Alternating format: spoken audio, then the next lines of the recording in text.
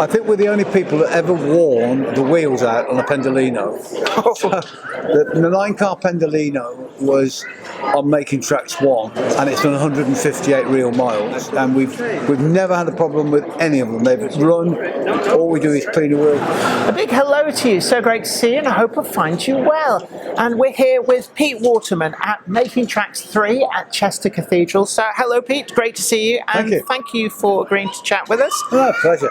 Today's video comes in association with Trainomatic, makers of DCC decoders and accessories that are designed by enthusiasts for enthusiasts. Find the full range available to order now at tramfabrique.co.uk. Additional support comes from... This is Clark Railworks, and this is what we do. You'll know us from Ellis Clark Trains, and you'll get the same friendly expertise with us too. We've got a huge range of pre-owned model railways from all your favourite manufacturers, and maybe some you hadn't heard of before. It's the place to come for quality. We don't stock substandard models, and everything we sell is fully tested and photographed by model railway experts.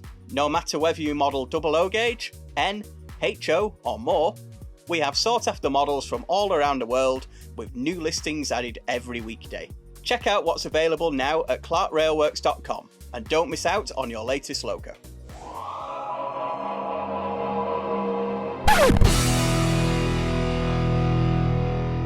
So this is the third Making Tracks. Yeah. I mean, you would have thought that after the first one, you'd think actually that was great. But you've gone on and done it not twice, but 3 times. Well, after the first one, which was a bit of a compromise because of lockdown, so where we started is not where we finished off. Yeah. So once we got the bug, we always knew that the second one would be what we wanted to do. Mm-hmm. So the church didn't have anything in the next year because of COVID, so they gave us the second year, but we couldn't get the third year. But the second year was so successful, we made them so much money they couldn't do without us this year. And Hornby had challenged us to build a station. Right. So they said that the only thing they did that they thought we cheated on was that we hadn't built a station. Now I didn't agree, but I agreed to have a challenge. Yeah. They said there's only one station I'll build, and that's Milton Keynes, because it's bi-directional. What we've learned here with people love movement and speed, and of course it's a 125 mile an hour station. And how reliable have you actually found the models running on it with this length of time, this amount of track space? I think we're the only people that ever worn the wheels out on a Pendolino. So, the 9-car Pendolino was on Making Tracks 1, and it's done 158 real miles. Really? Yeah, Gosh. and we've never had a problem with any of them. They've run. All we do is clean the wheels once every 3 weeks. So, I can only tell you that they've all stood up, and we haven't touched them. We haven't touched them mechanically. Still the same engines, but Montana has bought us up some new wheels because we've actually literally taken all the coating off. Oh gosh, yes, I can imagine. Yeah, well, they're running 6 days a week, 7 hours every day, for 7 weeks. No hobbyist or enthusiast will ever use, abuse their engines the way we abuse them on here. And it's testament to how well they're designed and made. Oh, it is, yeah, it really is. I mean, people talk about how much, how expensive it all is now. Well, going back to when I was buying my Hornby or Triang engines at 30 shillings and 10 and 6 for a tender, you couldn't have got 3 weeks running out of them.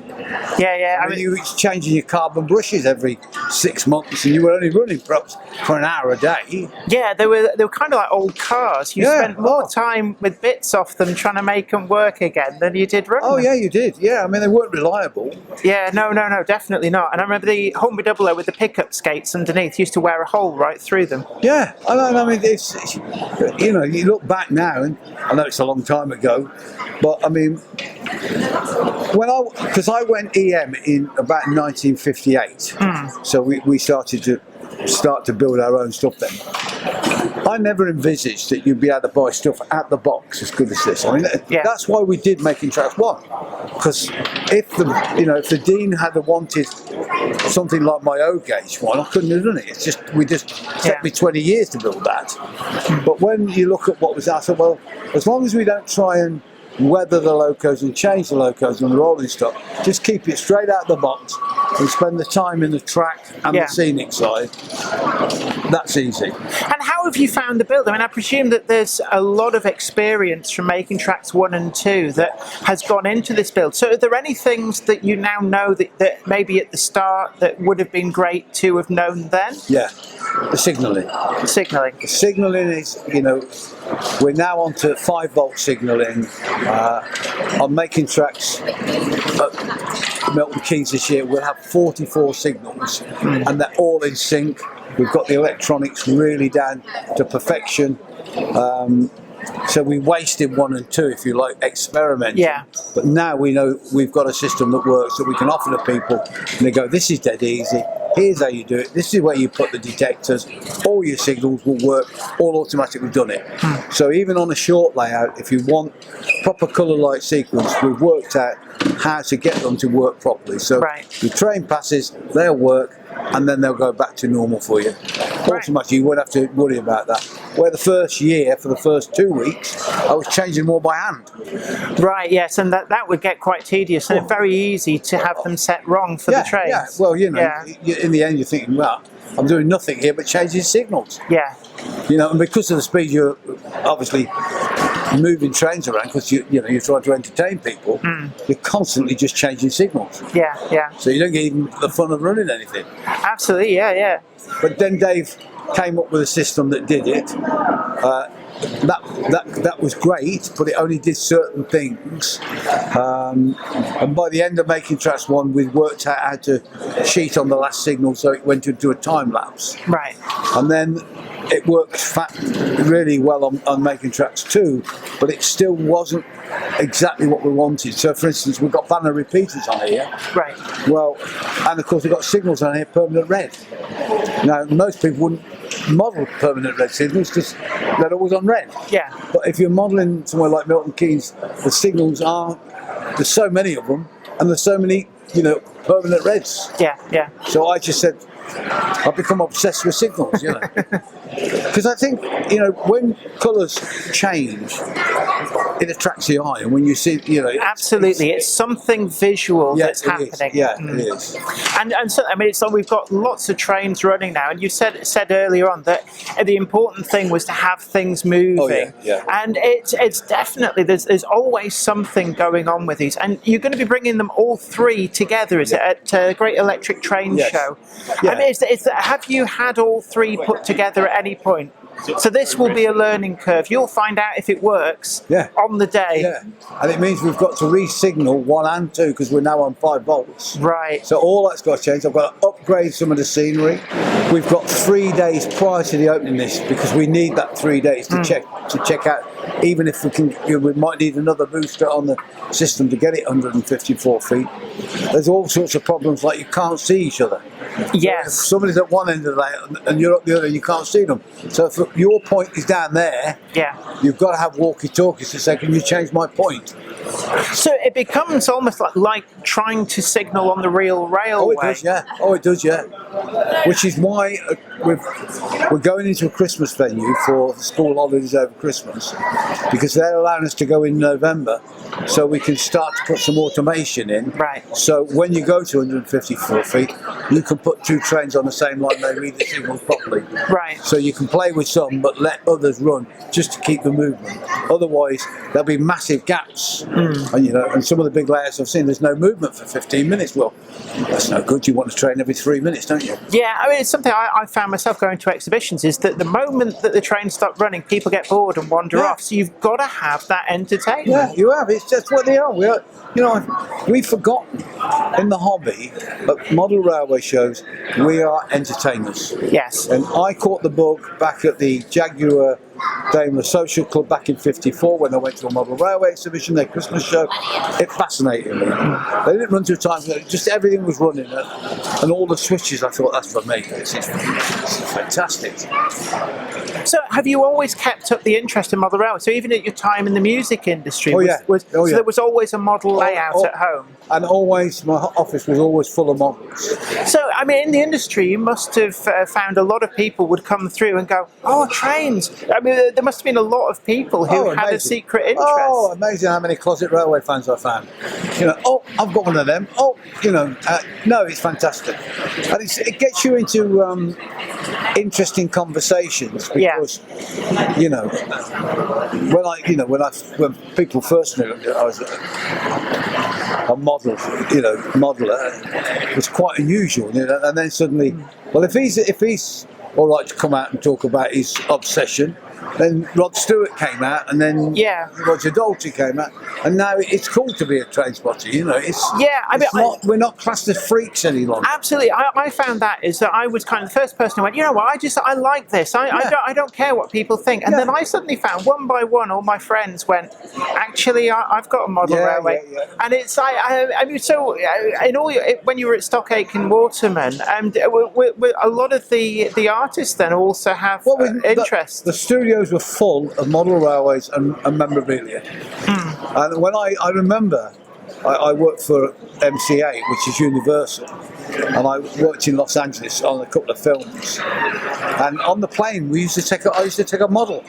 And you said model on the plane. I mean, can you imagine getting on with your toolbox now on the plane? Yeah, I did. I used to sit with a tray instead of having food. I would get a plastic kit and be building it. But it's a great way of relaxing because it kind of sucks you out of all your problems. Yeah, fantastic. I mean, I've heard Rod Stewart actually in an interview, he says he hires another hotel room for him to do modelling.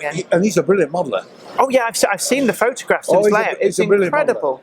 Yeah, I think he's a bit more touchy than me if people call it a train set. I think he gets a bit upset. I don't care as long as they enjoy it. Has he invited you round to see his layout? Have you seen it? I haven't seen it, but I got very close because my mate Jules is working with him at the moment on an album. So I've sent him the rail cam and they're watching the rail cam. Oh, right. Because to be fair, it was his inspiration for Milton Keynes. Because I looked at his buildings and thought, where can I build skyscrapers like Rod Stewart? Yeah. And Milton Keynes was the obvious station. Yeah. So I've never built modern buildings. I thought, well, that's a challenge in itself. And I thought, I can always blame Rod Stewart if it don't work. Because I suppose things like that is what really makes it instantly recognisable as Milton Keynes, and that's what you're after. You want people to be able to go, that's Milton Keynes, without needing to be told first. Which is why they filmed Superman there. So they filmed Superman because it was the most modern city in Britain. Right. So they wanted a modern city, so they filmed at Milton Keynes, which is why we've got a model of Superman on the roof, Oh, right. So is there actually quite a few different Easter eggs sort of hidden away? Oh, yeah, lots. Do you have a list that people can try and spot them? The crows are the hardest to spot. I can imagine, yeah. Oh, that's nice. We're going to have to go and have a good look for them. How much longer is Making Tracks 3 here at the Cathedral? Till September the 2nd. September the 2nd. So if you want to come down and see it, then you've got to get your skates on. And you can drive the trains. Oh, absolutely, yeah. Because so anybody can just queue up. That's what it's here for. Excellent. Get a ticket and drive. I'm going to have to do that. But look, thank you so much for having a chat with us. Always great to speak to you, Pete. And look, you take care and have yourself a great day. Get on with the drivers. Absolutely. Anyway, thank you very much to Pete for sitting down and having a chat with us. And until next time, don't forget to tickle that like button, share this video, and subscribe as well. And also, you can head on over to Patreon and help support the channel to keep making the videos that you want to see. Until next time, please like, share, subscribe. Happy modelling. Bye for now. Today's video comes in association with Train-O-Matic, makers of DCT decoders and accessories that are designed by enthusiasts for enthusiasts. Find the full range available to order now at tramfabrique.co.uk. Additional support is provided by... This is Clark Railworks, and this is what we do. You'll know us from Ellis Clark Trains, and you'll get the same friendly expertise with us too. We've got a huge range of pre-owned model railways from all your favourite manufacturers, and maybe some you hadn't heard of before. It's the place to come for quality. We don't stock substandard models, and everything we sell is fully tested and photographed by model railway experts. No matter whether you model OO gauge, N, HO or more, we have sought after models from all around the world with new listings added every weekday. Check out what's available now at clarkrailworks.com, and don't miss out on your latest logo.